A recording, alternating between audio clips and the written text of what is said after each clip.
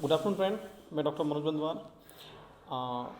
आज एक छोटा सा केस डिस्कस करेंगे और इसके एक बहुत खास रूब्रिक के बारे में जानेंगे।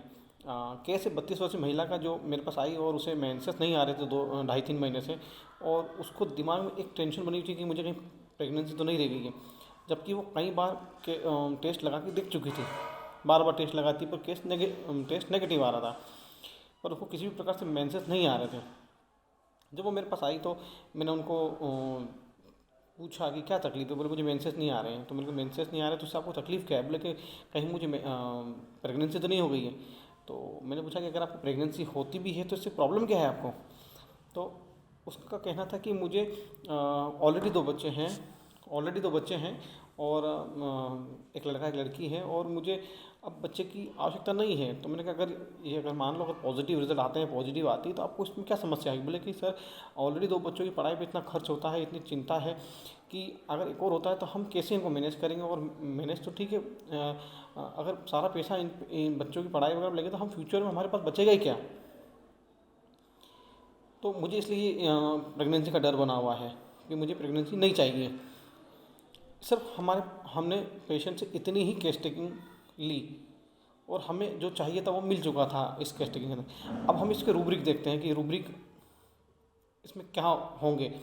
सबसे पहला, पेशेंट जब हमारे सामने बैठी थी तो उसकी जो फेशियल लुकअप जो था उस पर ऐसे येलो डिस्कलरेशन बने हुए थे साइड में, चिक पर।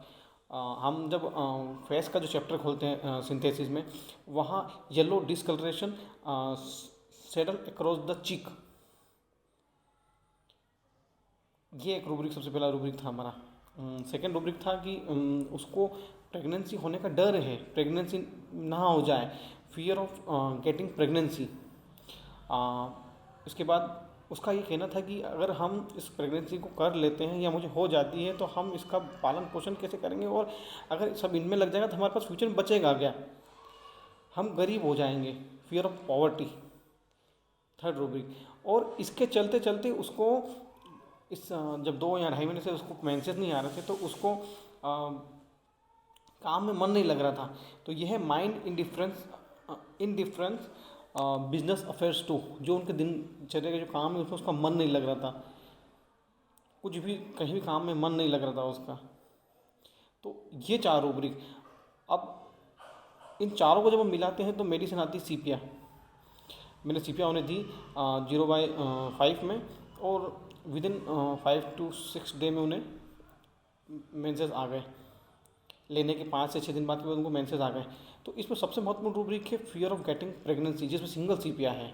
और जब हम कई लेडीज़ों को देखते हैं कि उनकी जो येलो डिस्कलरेशन जो है, जब आप फेस के चैप्टर में येलो डिस्कलरेशन देखेंगे तो वहाँ पर 3 या 4 रेमेडी और हैं, लाइकोपोडियम है, कोलोफाइलम है वगैरह, 3-4 रेमेडी और हैं। पर सीपिया भी एक रेमेडी है। जबकि हम जब बोरिक की मटर रेमेडी का पढ़ते हैं तो सीपिया के अंदर नोज़ वाले सेक्शन में येलो शेरल अक्रॉस द नोज़, ये इटैलिक में लिखा हुआ है। और मेरा ऐसा मानना है, और जो हमारे लीजेंडरी डॉक्टर हैं वो कहते हैं कि जहाँ बोरिक की मेट्रामेडिका में जो इटैलिक में लिखा है वो रामबाण है। तो उसको मार करके रखिए, उसको देखिए कि जहाँ पेशेंट, क्योंकि एक थीम मिल जाती है हमारे पास कि सीपीआई पर प्रेजुडिस नहीं होना है हमें कि येलो डिस्कलरेशन है तो ये सीपीआई है। हम और भी मेडिसिन है उसके अंदर, तो हमें वहाँ भी उससे डिफ्रेंशिएट करना पड़ेगा। क्योंकि यहाँ फियर ऑफ गेटिंग प्रेगनेंसी है जहाँ पे सीपिया सिंगल है, फियर ऑफ पॉवर्टी में भी सीपिया है, माइंड इंडिफरेंट बिजनेस अफेयर्स 2 में भी सीपिया है, और येलो डिस्कलरेशन में भी है। तो यहाँ पर हमें सारी चीज़ों की टोटलिटी मैच करनी होगी। पर बोरिक की जो मटेरिया मेडिका है उसमें जो लिखा है वो बहुत काम की चीज़ें हैं, हम उनको पढ़ें, देखें। क्योंकि कई जगह कोलाज्मा के केसेस में भी सीपिया का बहुत अच्छा रोल होता है, पर टोटलिटी के बेस पे सिंगल हम येलो डिस्कलरेशन देख कर नहीं दे सकते। तो ये केस एक छोटा सा केस था जो मुश्किल से 7 से 8 मिनट की केस टेकिंग थी, और इसमें उसका डर भी चला गया और उसके मेंसेस भी आ गए। अगर ये आपको वीडियो अच्छा लगे, आप चाहते हैं कि और रूब्रिक की आपको जानकारी मिले, और केस स्टडी की जानकारी मिले, तो आप मेरे चैनल को लाइक करें, सब्सक्राइब करें, शेयर करें। और अगर आपको किसी रूब्रिक की जानकारी चाहिए या इस केस से रिलेटेड कुछ पूछना है तो आप इस वीडियो के इनबॉक्स में लिख कर मुझसे पूछ सकते हैं। Thank you.